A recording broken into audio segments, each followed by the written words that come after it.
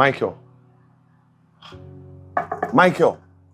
I'm going to ask again. How did you find yourself in this situation? What really happened?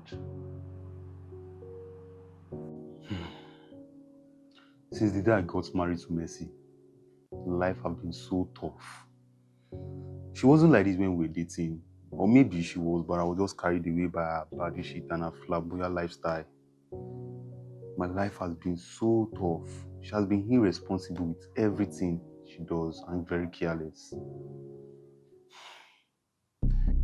Mercy, I understand how you must be feeling right now, but I really need you to talk to me. What happened? What happened between you and Michael? How did you find yourself in this situation? Michael said I changed after marriage. Yes, my husband said I changed after marriage. But I didn't change. I just stopped pretending that I was small. Yes. When we were dating, I paid my bills myself. Looked good, looking very sweet. I paid everything myself. I never asked him for money. He loved that version of me. Oh, the independent lady who makes things look easy. But what he never understood was that ease cost something. Looking good cost something. Staying relevant cost something. Being visible cost something. I didn't become high maintenance after marriage. I was just tired. Yes, I was tired of absorbing all the costs all by myself.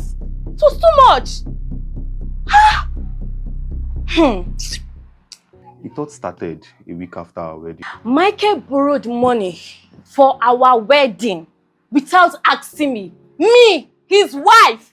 Without asking me, without even telling me or consulting me that, babe, this is what I want to do. Or should I go for it? Should I do it? No.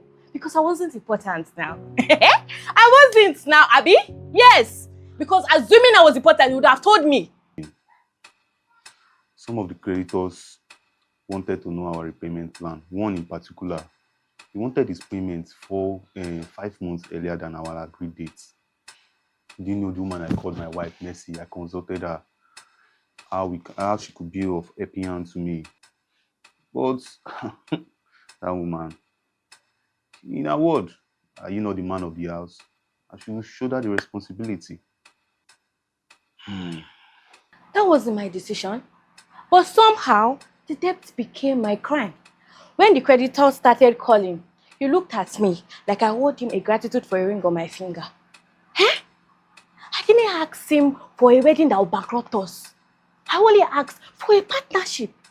Did I send a message? I didn't now. I did not. Rubbish. Mind. Let's take it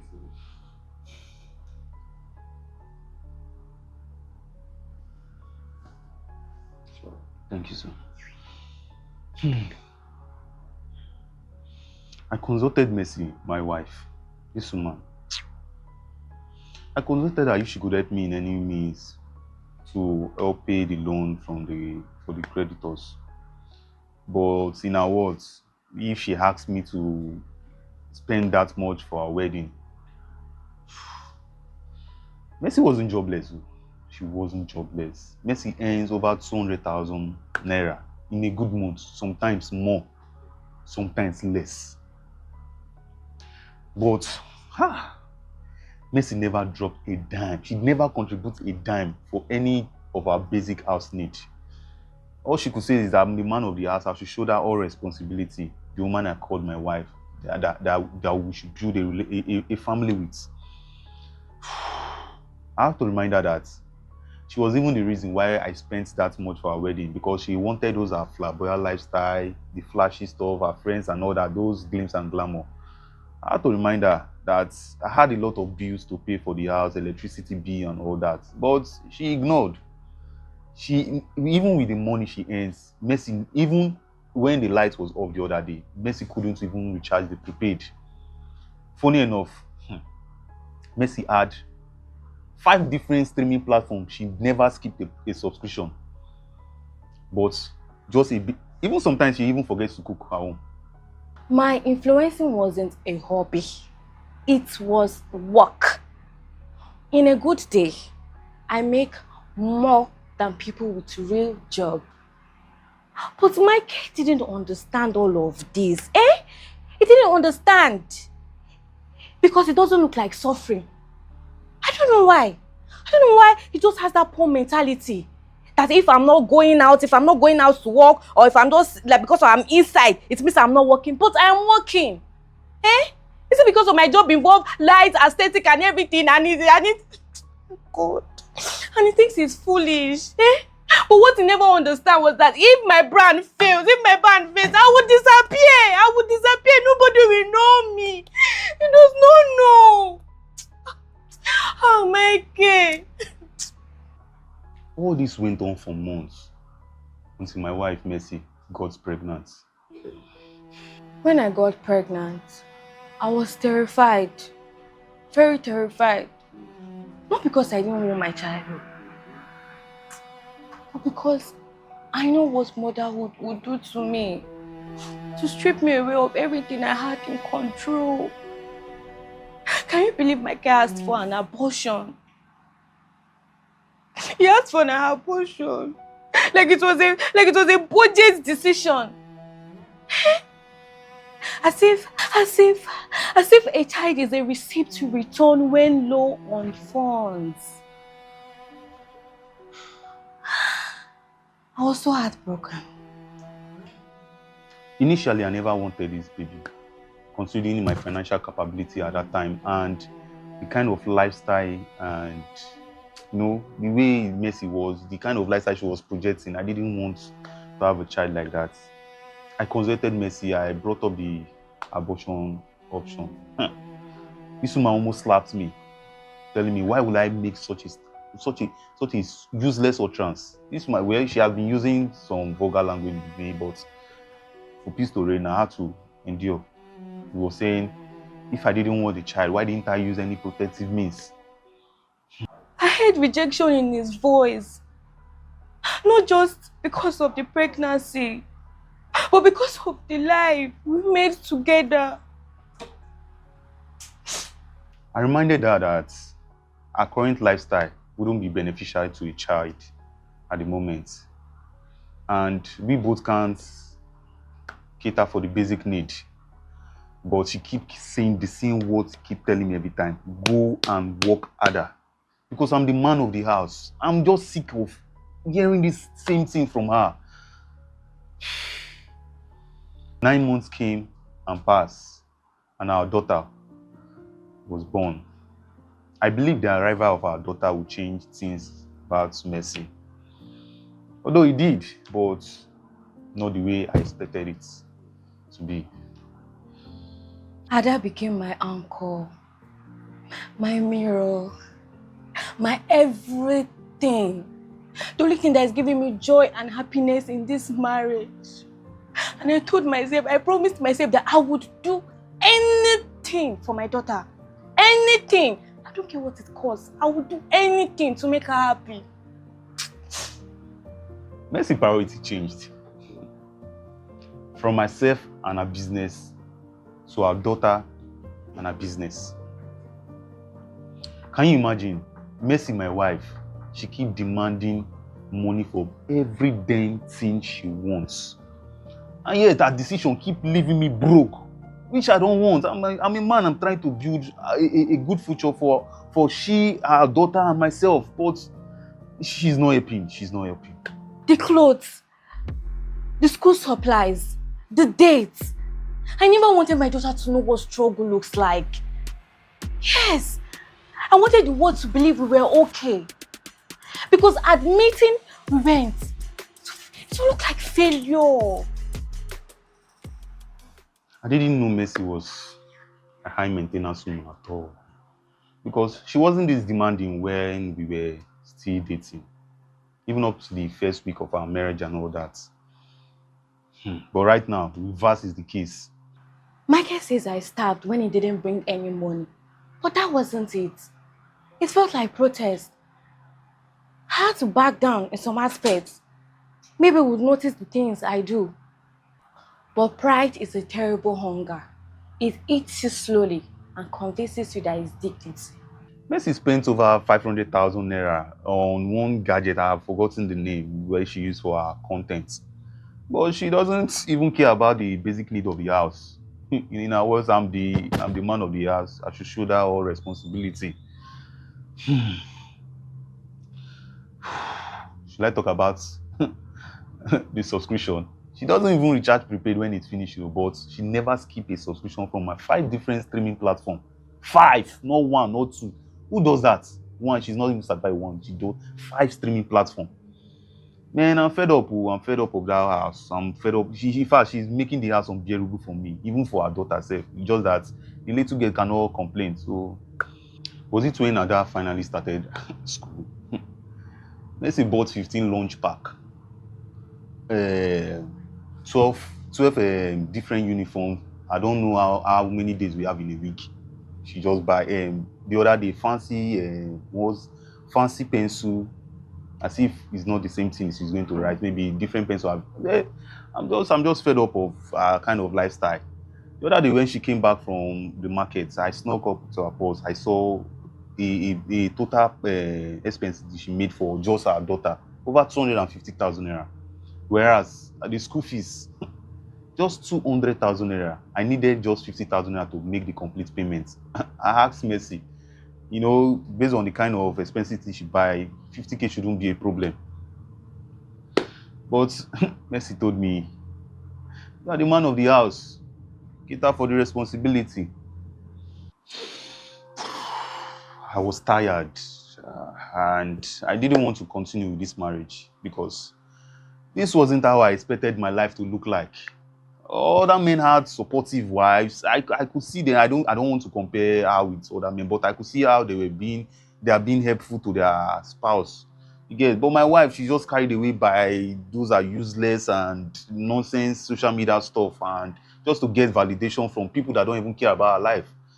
Man, she has been irresponsible. She has been really irresponsible. I'm even, man, sir, I'm considering going to her parents to ask for divorce before. Before what happened? Speak. You can talk. This is a safe space, sir. Feel free. Just be relaxed. The day Ada felt sick, I had a brand deadline. I thought it was even fever. Michael said he was tired. We kept on arguing. The time we were using to argue, assuming we would have noticed, we would have taken my daughter to the hospital. By the time we got to the hospital, my baby body was already shallow.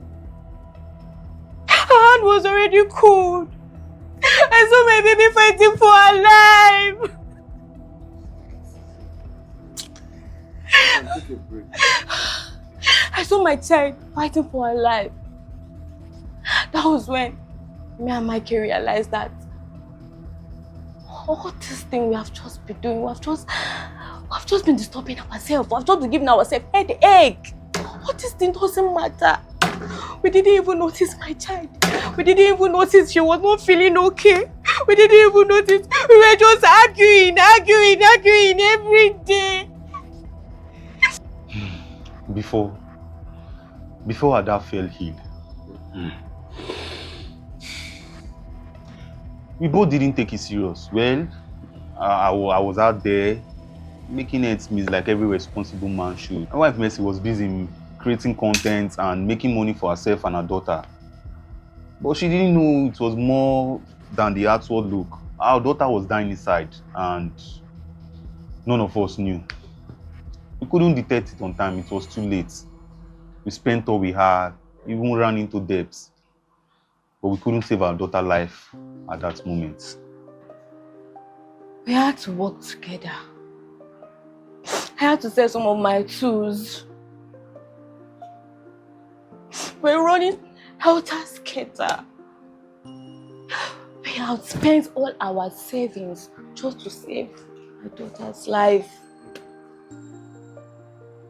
Everybody was saying we are strong, that near death brings couples together. But that wasn't it. That wasn't it. After so many years, seeing our daughter lying in coma at the hospital finally connected me and Mercy together.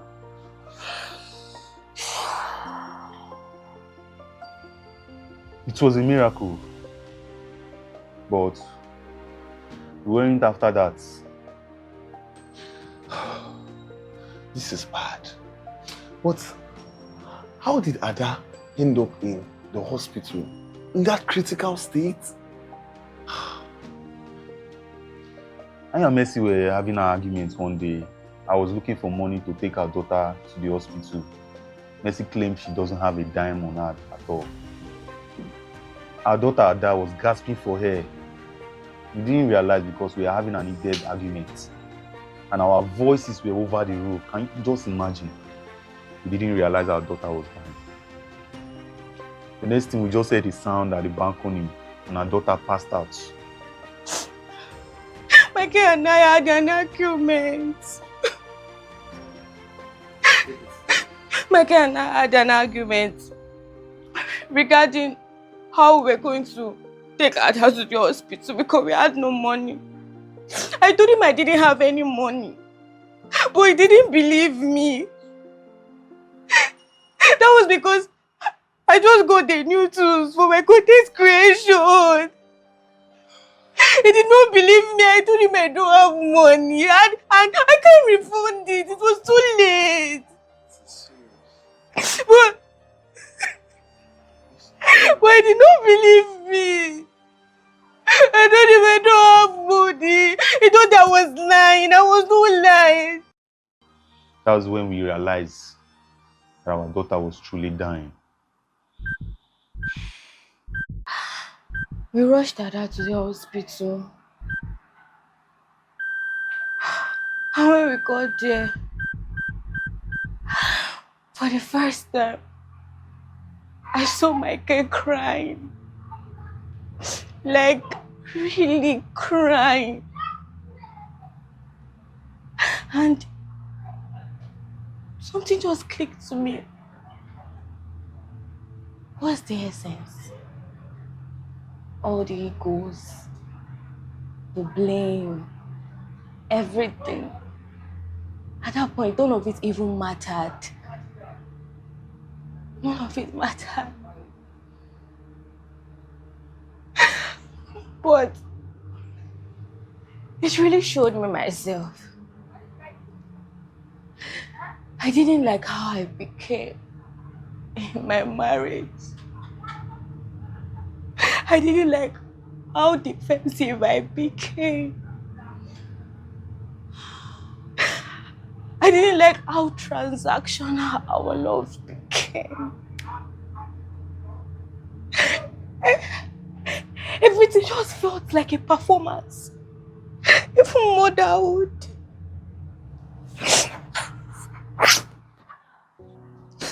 Come on, girl, please. Yeah. I was confused. I could see my daughter lying lifeless in the hospital and I couldn't do anything. No word from the doctor or nurses.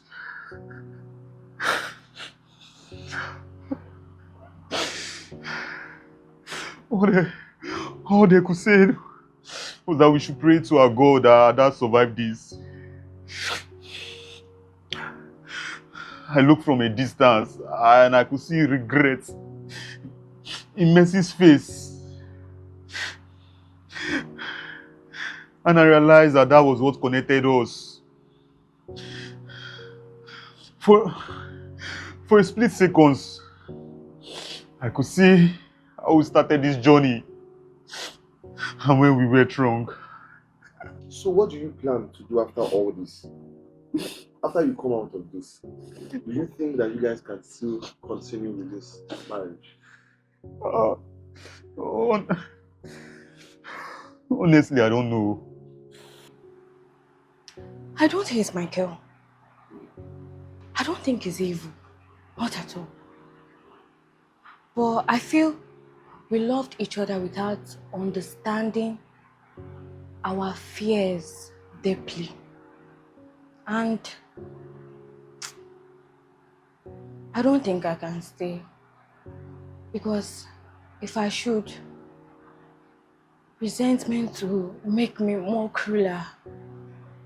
But Sometimes loving someone isn't enough. It isn't enough reason to repeat the same pain. Sometimes sanity requires letting go. I just just pray pray we we are are able able to to come out come of out of this. this.